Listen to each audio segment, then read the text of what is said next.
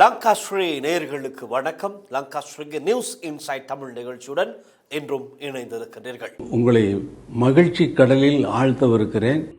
இசை ஞானி இளையராஜா சாரோட ஒரு பிரம்மாண்டமான இசை நிகழ்ச்சி 11th July 2026 ஓவோ அரீனா வெம்ப்ளியில நடக்க இருக்கு. விமல் வீரவன்ச தொடர்ந்து சுரேஷ் சலேவுக்கு ஆதரவாக இந்த சத்தியாகிரக ஆர்ப்பாட்டம் எல்லாம் செய்து ஒரே அதிரடியாகத்தான் இருந்து வந்தார்.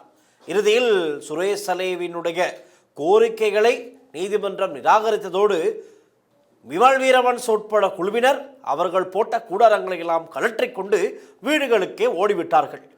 அதற்கு பிறகு உதயகம்மன்பில மாத்திரம்தான் சுரேஷ் சலே என்று தொடர்ந்து பேசி வந்தார். விமல் வீரவன்ச என்னானார்? அமைதியாகிவிட்டார். அதற்கு இன்னும் ஒரு காரணம் இருக்கின்றது. விமல் வீரவன்சவனுடைய மனைவி சசி வீரவன்சவுக்கு 2 வருட சிறை தண்டனையை நீதிமன்றம் உறுதிப்படுத்தியது. அதற்கு பிறகு விமல் வீரவன்சனுடைய சகோதரருக்கு வெளிநாட்டு பயணத்தடை விதிக்கப்பட்டது. விமல் வீரவன்சனுடைய ஊடக இணைப்பாளர், அப்போது இருந்த ஊடக இணைப்பாளர் கைது செய்யப்பட்டு விளக்கமறையில் அடைக்கப்பட்டார். இப்படி பல்வேறுபட்ட நெருக்கடிகளுக்கு விமல் வீரவன்ச உட்படுத்தப்பட்டார், உள்ளாக்கப்பட்டார். ஆனால் விமல் வீரவன்ச சம்பந்தமாக எதுவுமே பெரிதாக இருக்கவில்லை. அதாவது வழக்கு விசாரணைகள் இருக்கின்றது, இல்லாமல் இல்லை, வழக்குகள் விசாரிக்கப்பட்டு வருகின்றது.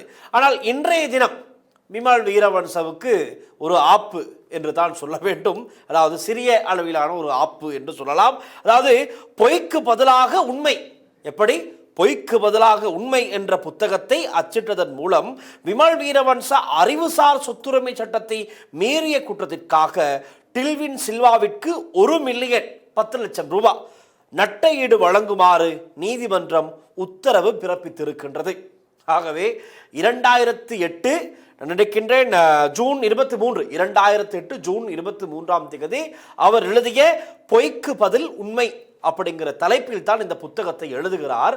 எழுதி அந்த 2008 ஜூன் 23 அன்று அவர் வெளியிடுகிறார். இதில் குறிப்பிடப்பட்ட பல விடயங்கள், இந்த தலைப்பு என்ன, பொய்க்கு பதில் உண்மை, ஆனால் பல விடயங்கள் பொய்யாகத்தான் இருந்திருக்கின்றது. இதை எதிர்த்து ஜேவிபியினர் போட்ட வழக்கு தான் இந்த வழக்கு. ஆகவே இந்த வழக்கு விசாரணைக்கு எடுக்கப்பட்ட நிலையில் இன்றைய தினம் விமல் வீரவன்சவுக்கு எதிராகத்தான் தீர்மானம் கொடுக்கப்பட்டிருக்கின்றது.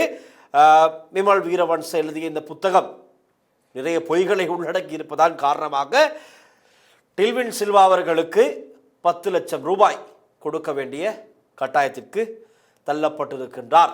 இதை நாங்கள் சற்று விவரமாக பார்க்கலாம். அதே போல கொழும்பில் அதிக பெருமதியான ஒரு இடம் இருக்கின்றது என்றால் அது இந்த காலி முகத்திடல் கோல்ஃபேஸுக்கு முன்பாக இருக்கின்ற அந்த அத்தனை பகுதியும் அத்தனை காணியும் அதிக பெருமதி வாய்ந்தது. அது இப்போது மட்டுமல்ல, அந்த காலத்திலிருந்தே ராஜபக்ஷ ஜனாதிபதியாக இருக்கின்ற காலத்திலிருந்தே இந்த கோல்ஃபேஸ் பகுதி என்பது மிக பெருமதியான காணி விலைகள்லாம் அப்படித்தான் இருக்கும். ஆனால் இலங்கை அரசுக்கு சொந்தமான இந்த காணிகளை எப்படி சீனாவுக்கு விற்றார்? அதற்கு பின்னால் ஒரு பாரிய ஊழல் மோசடி ஒன்று இடம்பெற்றிருக்கின்றது. இது இன்று வெளியான விடயம் அல்ல. ஏற்கனவே இவர்கள் இந்த நிலங்களை எல்லாம் போர்ட் சிட்டி உட்பட அதுக்கு முன்னால் இருக்கின்ற இப்பொழுது ஷங்கிரிலா ஹோட்டல் இருக்கின்ற பகுதியெல்லாம் இந்த ஹோட்டல்களுக்கு விற்பனை செய்த போதே இது சம்பந்தமாக தேடி பார்த்த சிரேஷ்ட ஊடகவியலாளர்கள் பலர், சிங்கள மொழியில் ஊடகவியலாளர்கள், இதன் பின்னணியில் இருக்கின்ற ஊழல் மோசடிகள், இந்த காணிகளை விட்டு ராஜபக்ஷக்களுடைய பாக்கெட்டுகளுக்கு எவ்வளவு கமிஷன் சென்றது என்பது குறித்தெல்லாம் அன்றைய ஆராய்ந்து பல விடயங்களை அம்பலப்படுத்தி விட்டார்கள். இப்பொழுது இது சம்பந்தமாக ஒரு முறைப்பாடு லஞ்ச ஊழல் விசாரணை ஆணைக்குழுவுக்கு கொடுக்கப்பட்டிருக்கின்றது, ஒரு முறைப்பாடு செய்யப்பட்டிருக்கின்றது. இப்பொழுது இது சம்பந்தமாகவும் விசாரணைகள் ஆரம்பிக்கப்பட்டிருக்கின்றது. ஆக இப்பொழுது ஏற்கனவே செல்கின்ற மஹிந்த ராஜபக்ஷவுக்கு எதிரான இந்த சொத்து வழக்குகளில் அது மாத்திரமல்லாமல் இந்த வழக்கும் இனி இந்த விடயமும் விசாரணைக்கு உட்படுத்தப்படும். அப்போது வாக்குமூலம் பெறுவதற்கு மஹிந்த ராஜபக்ஷ அழைக்கப்படலாம், விரைவில் அழைக்கப்படலாம். நாங்கள் இந்த விடயங்களை இன்று பார்க்கலாம். முதலில் விமல் வீரவன்சனுடைய புத்தகம் கதையை பார்ப்போம். விமல் வீரவன்சவுக்கு உச்ச நீதிமன்றத்தின் முக்கிய தீர்ப்பு. விமல் வீரவன்ச எழுதிய பொய்க்கு பதில் உண்மை, நெத்த வெனுவட்ட அத்த, அந்த புத்தகத்தின் பேர் நெத்த வெனுவட்ட அத்த, பொய்க்கு பதில் உண்மை. விமல் வீரவன்ச உண்மையை சொல்லெழுதிய புத்தகம் தான் அது. பொய்க்கு பதில் உண்மை என்ற நூலை சுற்றிய வழக்கில் சம்பந்தப்பட்ட வழக்கில் இன்று இலங்கை உச்சநீதிமன்றம் முக்கியமான தீர்ப்பை வழங்கியிருக்கிறது. விமல் வீரவன்ச மக்கள் விடுதலை முன்னணியின் ஜேவிபியில் இருந்து விலகிய பின்னர் ஜேவிபி பிளவின் உண்மையான காரணங்கள் என்ற உள்ளடக்கத்துடன் இந்த நூலை வெளியிட்டார். இந்த நூலின் முதல் பதிப்பு 2008 ஜூன் மாதம் 23ஆம் தேதி அன்று வெளியிடப்பட்டதுடன் இரண்டாவது பதிப்பு 2008 ஜூன் 30ஆம் தேதி அன்று வெளியிடப்பட்டிருக்கிறது. அப்போது இதன் விலை 300 ரூபாயாக இருந்தது. இந்த நூல் வெளியானதை தொடர்ந்து அப்போது ஜேவிபியின் செயலாளராக இருந்த டில்வின் சில்வா கொழும்பு வர்த்தக உயர் நீதிமன்றத்தில் இது சம்பந்தமான ஒரு வழக்கை தொடர்ந்திருக்கின்றார். டில்வின் சில்வா முன்வைத்த குற்றச்சாட்டுகள் என்ன என்பதை நாங்கள் இந்த நேரத்தில் பார்க்கலாம்.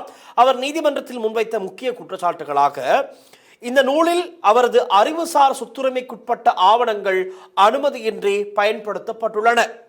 குறிப்பாக 2005 ஜனாதிபதி தேர்தலை முன்னிட்டு ஜேவிபி மத்திய குழுவுக்காக அவர் தயாரித்த தனிப்பட்ட கருத்துக்கள் மற்றும் விவாத ஆவணங்கள் இதில் இடம்பெற்றிருந்தன. அதாவது புதிய ஜனாதிபதி வேட்பாளர் யார்? மஹிந்த ராஜபக்சவுக்கு ஏன் ஆதரவு தெரிவிக்க வேண்டும், எதற்காக ஆதரவு தெரிவிக்க வேண்டும் என்பது தொடர்பான பல விடயங்களை டில்வின் சில்வா அவருடைய கட்சியின் சார்பிலே தயாரித்து வைத்திருக்கிறார். பல ஆவணங்களை, இந்த ஆவணங்களை ஏற்கனவே விமல் வீரவன்ச திருடி இருக்கின்றார். அதை திருட்டு சம்பவம் இடம்பெற்றிருக்கின்றது.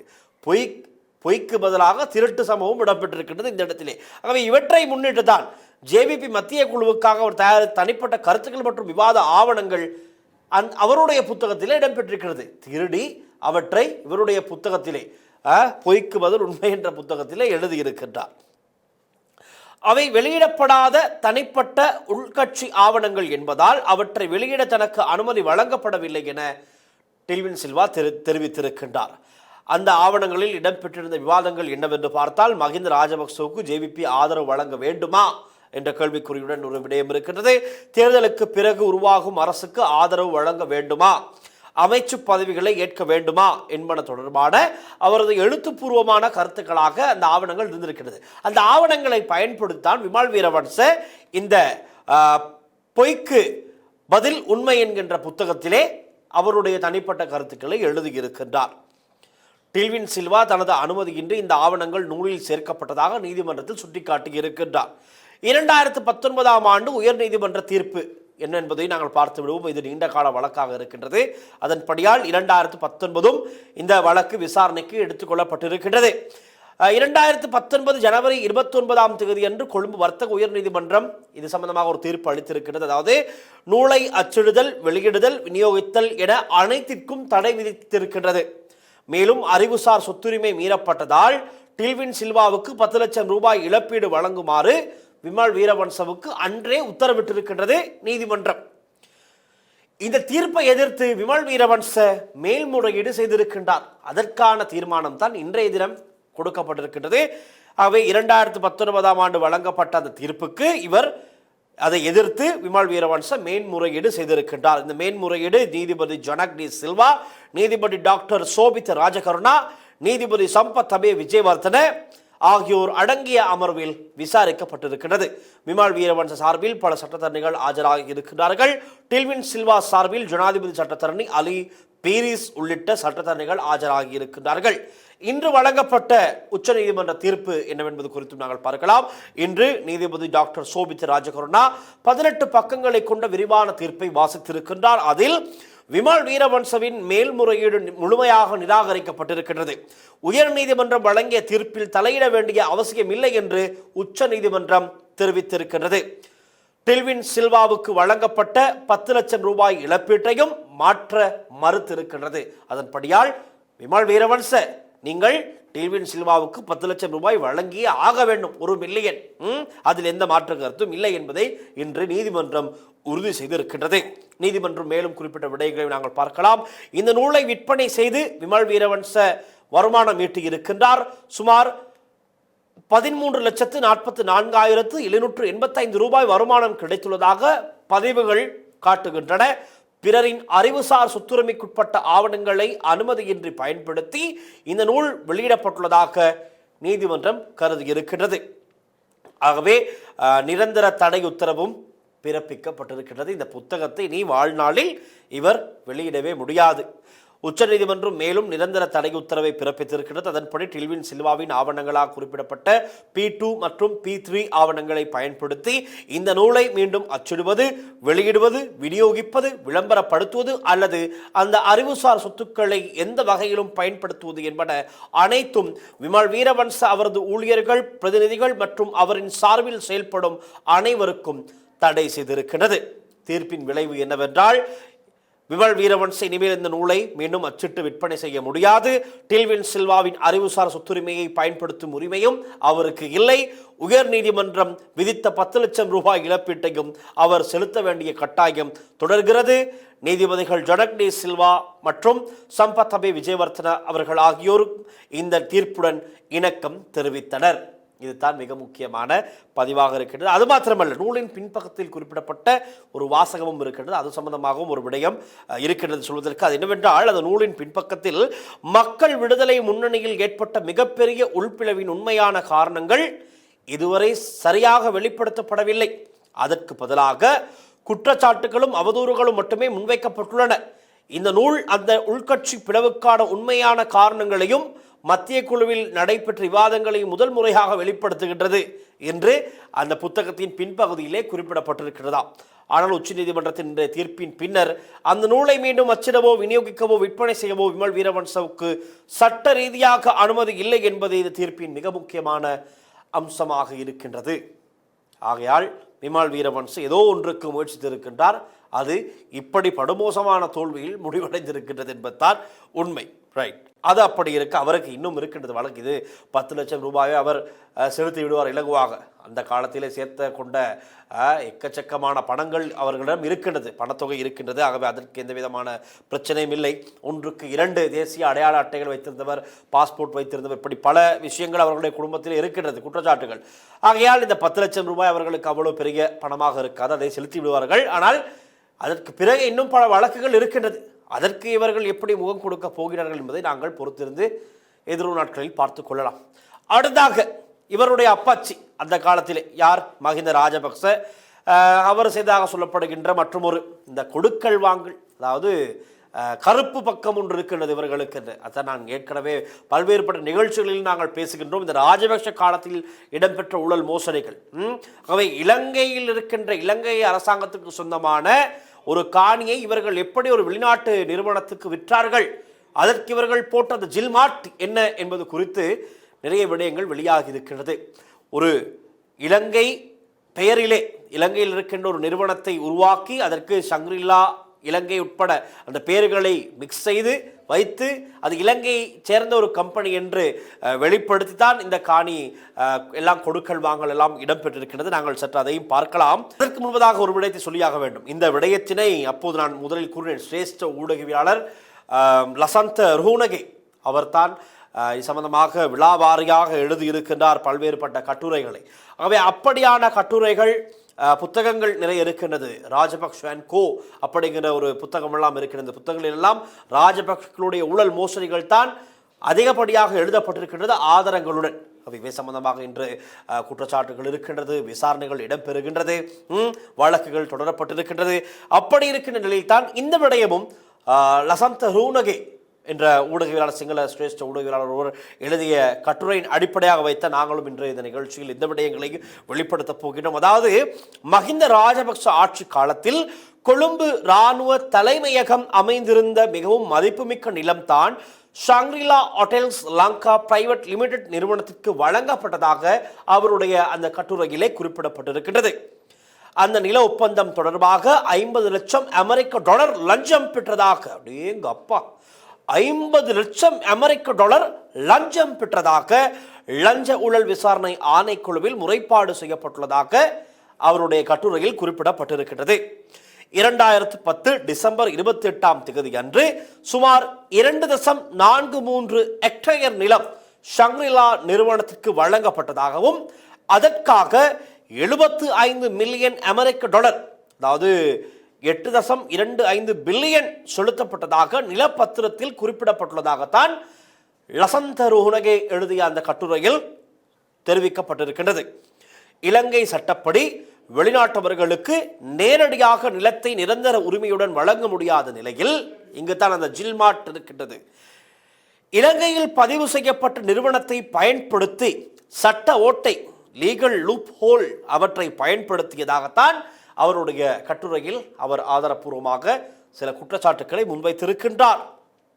காரணம், ஆட்சி அதிகாரம் அவர்களுடைய கையில், ஜனாதிபதியாக மஹிந்த ராஜபக்ச இருக்கின்றார், அரசாங்கத்திலும் அவருடைய குடும்பத்தைச் சேர்ந்த அனைவருமே அந்த அரசாங்கத்தில் தான் இருக்கின்றார்கள். ஆகவே பலம், அதிகாரம், செல்வாக்கு எல்லாமே அவர்களுடைய கையில், இஷ்டத்துக்கு விளையாடலாம் என்பதற்காகத்தான் இந்த விளையாட்டுக்கள் இடம்பெற்றதாக சிரேஷ்ட சிங்கள ஊடகவியலாளர் தெரிவித்திருக்கின்றார். ஆகவே இந்த சட்ட ஓட்டைகளை எல்லாம் இவர்கள் பயன்படுத்தி கொண்டு எப்படியான ஒரு விளையாட்டு என்று பாருங்கள். நேரடியாக ஒரு வெளிநாட்டு நிறுவனத்துக்கோ ஒரு அமைப்பினருக்கோ இலங்கைக்கு சொந்தமான காணிகளை விற்க முடியாது, சட்டத்தில் அதற்கு இடமில்லை. ஆனால் இலங்கையிலே ஒரு நிறுவனத்தை உருவாக்கி அவற்றை பதிவு செய்து கொண்டு அந்த நிறுவனத்தினூடாகத்தான் இந்த வேலை எல்லாம் இடம்பெற்றிருக்கின்றது.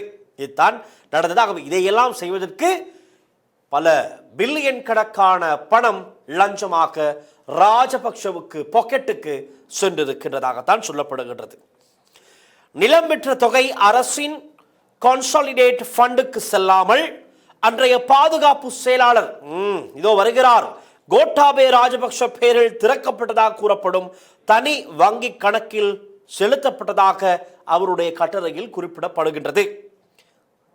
ஆகவே கோட்டாபே ராஜபக்சனுடைய பெயரில் திறக்கப்பட்ட தனி அக்கவுண்ட்டுக்கு தான் அந்த கமிஷன் எல்லாம் சென்றிருப்பதாக சொல்லப்படுகின்றது.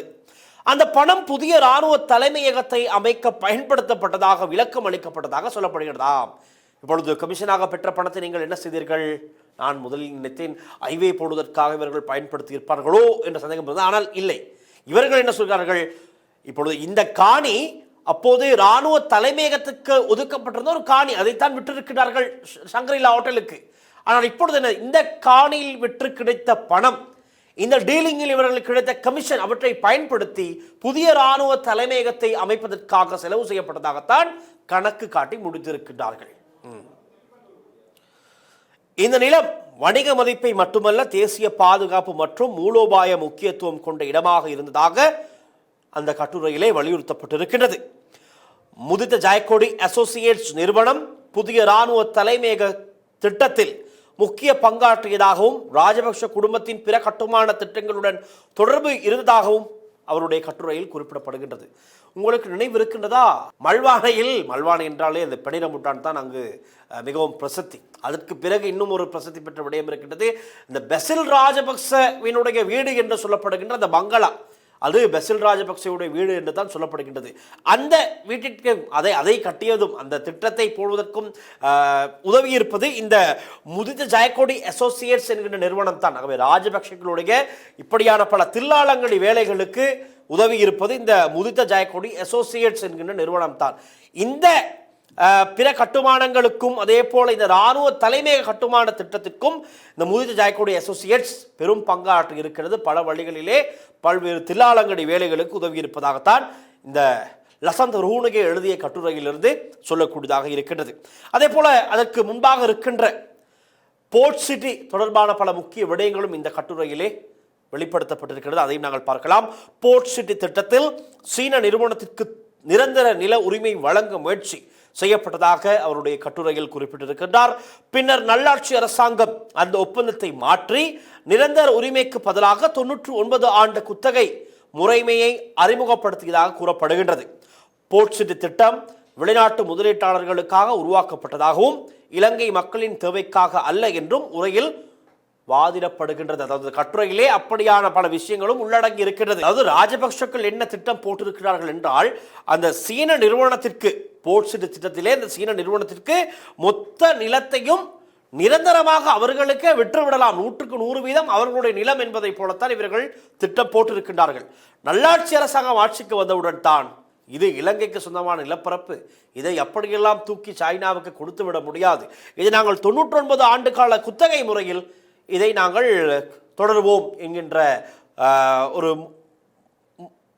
திட்டத்தை கொண்டு வந்திருக்கின்றார்கள். அதனை அடுத்துதான் அந்த நிரந்தரமாக கொடுக்கவிருக்கின்ற திட்டம் மாற்றி 99 ஆண்டு கால குத்தகை முறைமை கொண்டு வரப்பட்டது. போர்ட் சிட்டி பகுதியில் சுங்கம், அதாவது கஸ்டம்ஸ் மற்றும் குடிவரவு இமிகிரேஷன் கட்டுப்பாடுகள் பலவீனப்படுத்தப்பட்டிருந்ததாக கூறப்பட்டு இது பாதுகாப்பு அபாயங்களை உருவாக்கும் எனவும் அந்த காலகட்டத்திலிருந்து விமர்சனத்திற்கு உட்படுத்தப்பட்டு வருகின்றது. போர்ட் சிட்டி திட்டம் கருப்பு பண பரிமாற்றம், சட்டவிரோத நிதி நடவடிக்கைகள் மற்றும் சர்வதேச குற்றவியல் வலையமைப்புகளுக்கு வாய்ப்பளிக்கக்கூடும் என கட்டுரையிலே ஊடகவியலாளர் லசந்த ரூனகே குறிப்பிட்டிருக்கின்றார். அதே போலத்தான் உட்கட்டமைப்பு மற்றும் பொருளாதாரம் சம்பந்தமாகவும் ஒரு முக்கிய விடயம் இந்த கட்டுரையிலே எழுதப்பட்டிருக்கின்றது. கொழும்பு கட்டுநாயக்க அதிவேக நெடுஞ்சாலை உள்ளிட்ட பல திட்டங்கள் சீனாவின் பெல்ட் அண்ட் ரோடு இனிஷியேட்டிவ் திட்டத்தின் ஒரு பகுதியாகவே முன்னெடுக்கப்பட்டதாக அவருடைய கட்டுரையில் அவர் குறிப்பிட்டிருக்கின்றார். இந்த திட்டங்கள் இலங்கை மக்களின் தேவைக்காக அல்ல, வெளிநாட்டு முதலீடு திட்டங்களுக்கு வசதியாகவே உருவாக்கப்பட்டதாகவும் சொல்லப்படுகின்றது. இத்திட்டங்களுக்காக இலங்கை பெற்ற கடன்களின் சுமையை இறுதியில் யார் சுமந்தது? நானும் நீங்களும், இந்த ஒட்டுமொத்த நாட்டு மக்களும் தான் இந்த முழு சுமையையும் சுமக்க வேண்டிய நிலை ஏற்பட்டிருக்கின்றது. இன்று வரை நாங்கள் சுமக்கின்ற இந்த சுமை, வரிச்சுமை, வாழ்க்கை செலவுகள் எல்லாமே அப்போது அதற்கான விதை ராஜபக்ஷக்களால் போடப்பட்டது. அதற்குத்தான் இன்று நாங்கள் சுமந்து கொண்டிருக்கின்றோம். எமக்கு அடுத்து வருகின்ற சந்ததியினர், எங்களுடைய பிள்ளைகள், அவருடைய பிள்ளைகள் எல்லாமே சுமக்க போகின்ற இந்த சுமை ராஜபக்ஷக்களால் போடப்பட்ட விதைத்தான் என்பதை யாரும் மறந்துவிட வேண்டாம். அவர்கள் நினைத்ததற்கு போல இலங்கையிலே காணிகள், நிலங்களை எல்லாம் விற்றார்கள். விற்கும் போது பல கமிஷன்களை அவர்கள் பெற்றுக்கொண்டார்கள். அதே போல அவர்கள் நினைத்ததை போல பல திட்டங்களை செயற்படுத்தினார்கள், கடன்களை பெற்றார்கள். வேலி போட போகின்றோம், அபிவிருத்தி செய்ய போகின்றோம் என்கின்ற பெயரிலே அவர்கள் வாங்கிய கடன்கள் எல்லாம் மீள செலுத்த வேண்டியது நாங்கள் தான். நாங்கள் செலுத்துவோம், எங்களுடைய பிள்ளைகள் செலுத்தும், அவர்களுடைய பிள்ளைகள், இப்படியே எங்களுடைய நாட்டில் இந்த கடன்களை செலுத்தி கொண்டிருக்கிறதைத்தான் செய்ய போகின்றோம். ஆகவே நாங்கள் இந்த அரசாங்கத்தில் எதிர்பார்ப்பது இந்த சுமையை குறைக்க வேண்டும் என்று தான். ஆகவே இந்த அரசாங்கத்துக்கு, என்பிபி அரசாங்கத்திற்கு ஒரு பாரிய கடமை இருக்கின்றது, ஒரு பெரிய பொறுப்பு இருக்கின்றது. இந்த IMF நிபந்தனைகள் எல்லாம் முடிந்தவுடன் மக்களுடைய வாழ்க்கை செலவை குறைக்க வேண்டும், மக்களுடைய வரிச்சுமையை குறைக்க வேண்டும் என்பதுதான் பிரதான கோரிக்கையாக, வேண்டுகோளாக இருக்கின்றது. மக்கள் எதிர்பார்ப்பது அதைத்தான். ஆகவே மிக விரைவிலே மக்களுக்கு ஒரு தீர்வு, இந்த சுமைகளை குறைக்கக்கூடிய திட்டங்களை இந்த அரசாங்கம் முன்வைத்தால் அதுதான் சாலச் சிறந்ததாக இருக்கும் என்று நாங்கள் நம்புகின்றோம். பார்ப்போம். அதற்காக தான் அனைவரும் காத்திருக்கின்றார்கள். இந்த ஊழல் மோசடிக்காரர்களை எல்லாம் பிடித்து உள்ளே போடுவது மாத்திரமல்ல, அதோடு சேர்த்து மக்களுடைய வாழ்க்கை சுமையை குறைக்க வேண்டும், வரிச்சுமையை குறைக்க வேண்டும் என்பதுதான். நல்லதே நடக்கும் என்று எதிர்பார்க்கலாம். அதற்காக தொடர்ந்தும் நாங்கள் அவதானிக்கின்றோம், அழுத்தம் கொடுப்போம், பேசுவோம். இன்று நாங்கள் எங்களுடைய நிகழ்ச்சியில் பார்த்த விடயங்கள் தான் முக்கியமான 2 விடயங்கள் நாங்கள் பார்த்திருக்கின்றோம். ஒன்று, விமல் வீரவன்சனுடைய இந்த பொய் சொன்ன புத்தகம் சம்பந்தமாகவும், அதே போல ராஜபக்ஷக்கள் எவ்வளவு பெருமதியான காணிகளை எல்லாம் விற்று அவர்கள் பெற்ற இந்த கமிஷன், லஞ்சம், அது சம்பந்தமான விடயங்கள் தான் என்று நாங்கள் பார்த்தோம். இது சம்பந்தமான உங்களுடைய கருத்துக்களை கீழே கமெண்ட் செக்ஷனில் எழுதுங்கள். இன்னமும் எங்களுடைய யூடியூப் சேனலை சப்ஸ்கிரைப் செய்யாதவர்கள் சப்ஸ்கிரைப் செய்யுங்கள்.